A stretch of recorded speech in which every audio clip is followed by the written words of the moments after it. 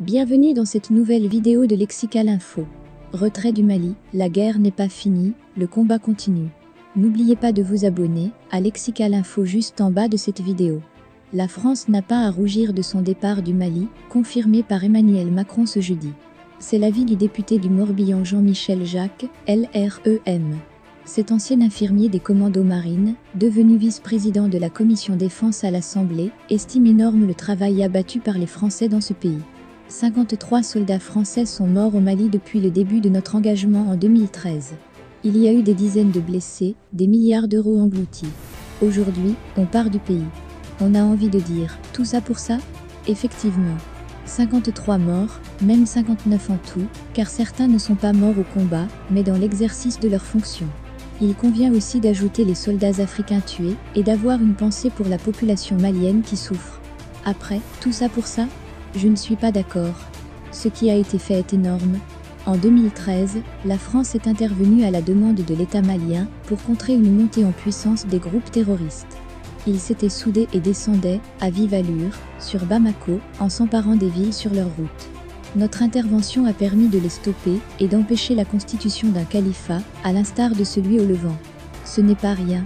L'engagement de nos forces-125 000 soldats français sont passés au Sahel, a aussi permis de faire monter l'armée malienne en puissance.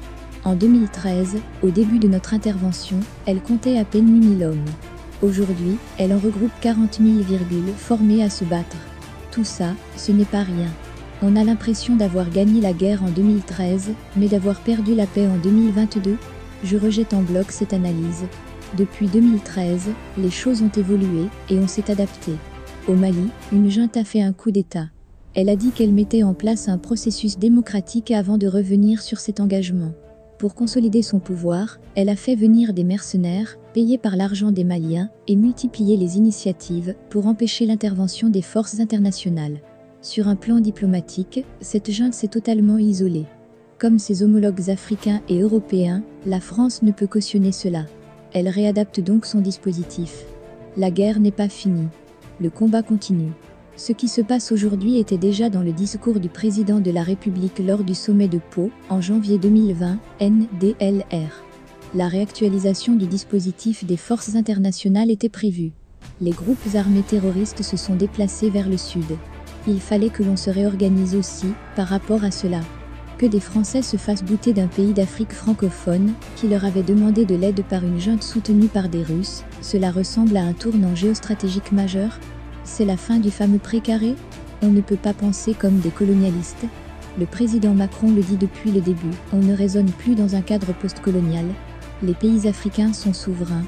S'ils veulent notre aide, on y va. S'ils n'en veulent plus, on part. On ne peut pas dire non plus que nous partons à cause des Russes. Non. La junte malienne a saisi l'opportunité de consolider ses pleins pouvoirs et sa posture de prédation de la société malienne en faisant appel à une société de mercenaires qui s'appelle Wagner. Merci pour votre aimable attention et n'oubliez pas d'activer la cloche de notification pour recevoir les prochaines informations.